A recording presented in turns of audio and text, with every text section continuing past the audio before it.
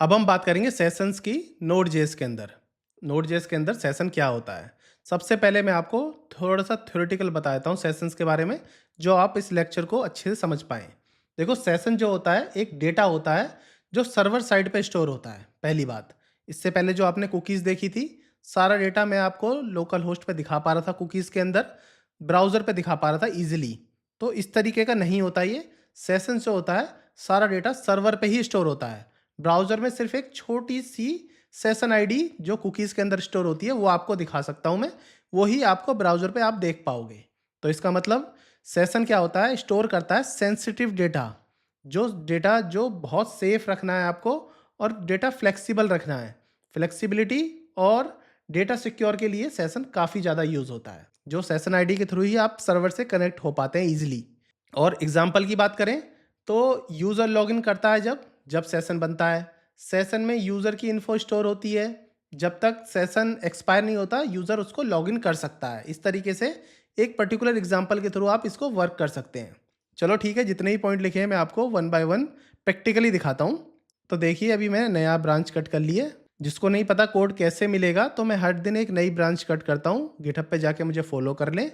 मेरी पूरी प्लेलिस्ट का यूआरएल भी मैंने इस वीडियो के डिस्क्रिप्शन में दिया हुआ है, वहाँ जाके पूरी प्लेलिस्ट भी चेक कर सकते हैं अगर आप पूरा मर्ज स्टैक सीखना चाहते हैं तो। पैकेज जेसन के अंदर जाके देखते हैं, अभी हमारी एक ही डिपेंडेंसी है एक्सप्रेस जेएस, बाकी टाइप मॉड्यूल रखा हुआ है मैंने। ठीक है, अभी हमें जो डिपेंडेंसी चाहिए वो हम इंस्टॉल कर लेते हैं। तो npm इंस्टॉल एक्सप्रेस।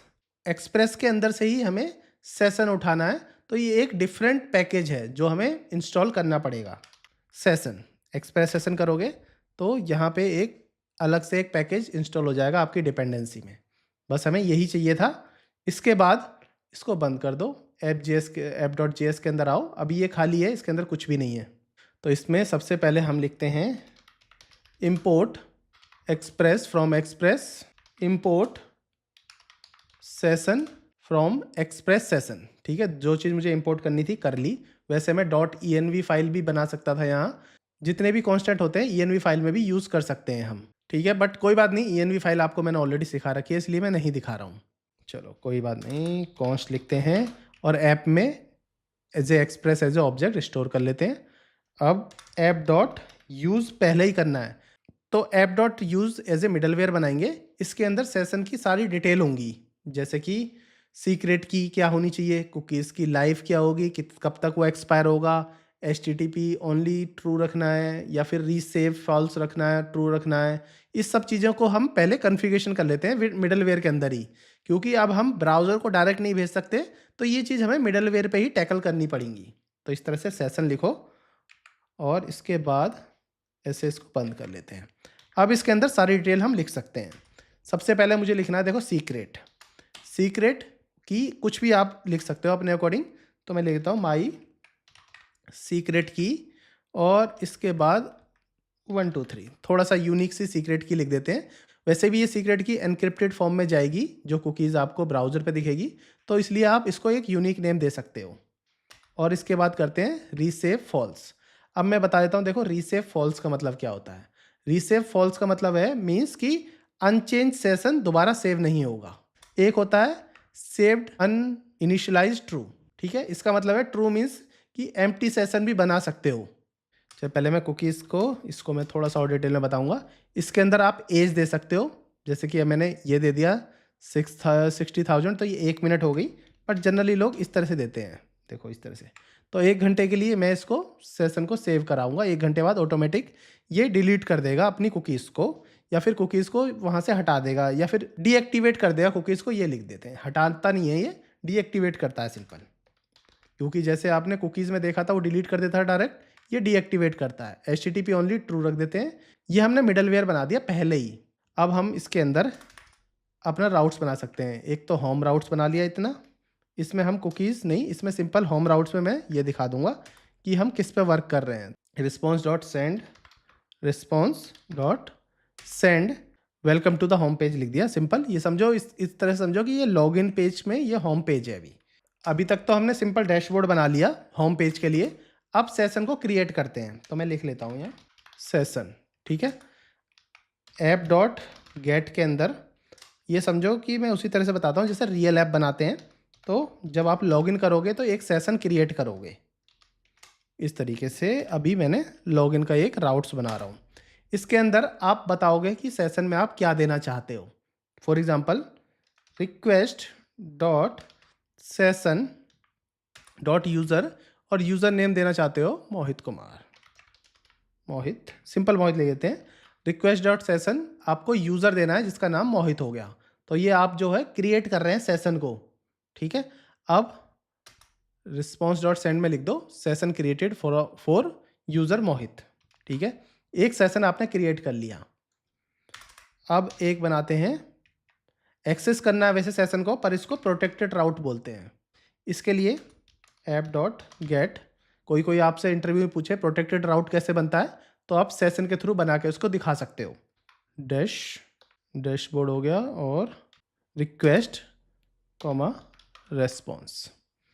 एक प्रोटेक्टेड राउट में जो डैशबोर्ड बनाने वाला हूँ इसके अंदर लिखूंगा if response dot session dot user, ये देखो request dot session dot user है, अवेलेबल है, तो रेस्पॉन्स डॉट सेंड में लिख दो वेलकम टू योर डैशबोर्ड और यूज़र का नाम।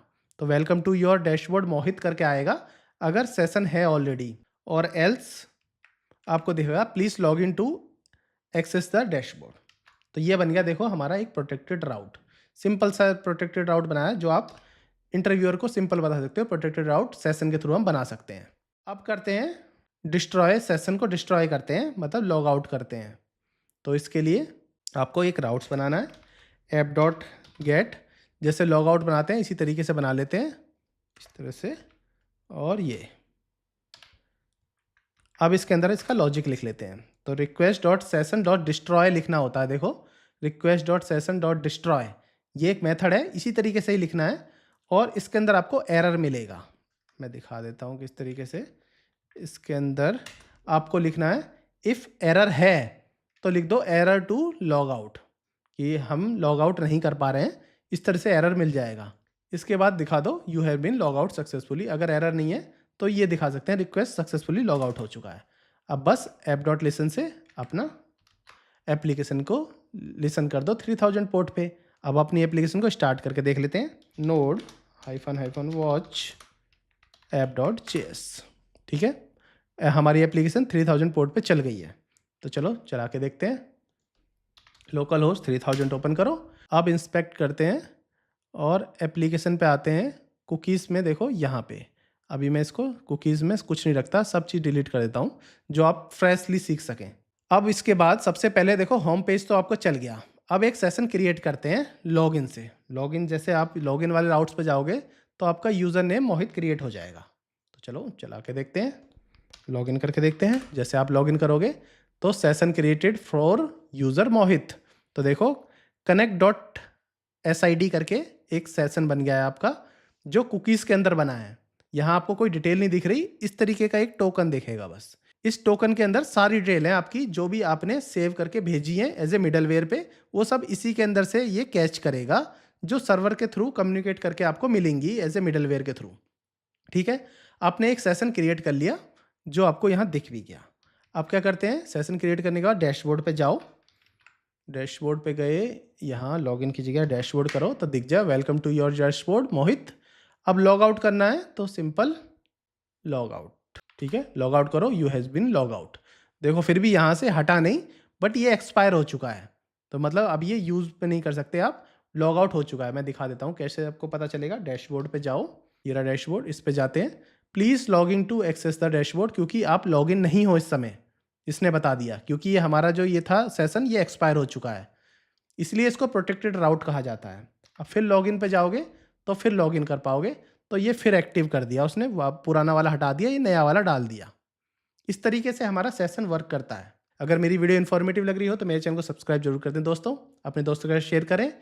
पूरी प्लेलिस्ट का URL मैं हर वीडियो के डिस्क्रिप्शन में डाल दिया है, आप वहाँ जाके पूरी प्लेलिस्ट चेक कर सकते हैं। सब कुछ फ्रीली अवेलेबल है आप सभी के लिए। और कमेंट करके बताएं मुझे कैसा लग रहा है मेरा लेक्चर। हर कमेंट का आपको रिप्लाई जरूर मिलेगा, कोई भी इशू हो तो आप कमेंट कर सकते हैं easily. Thank you, thanks for joining.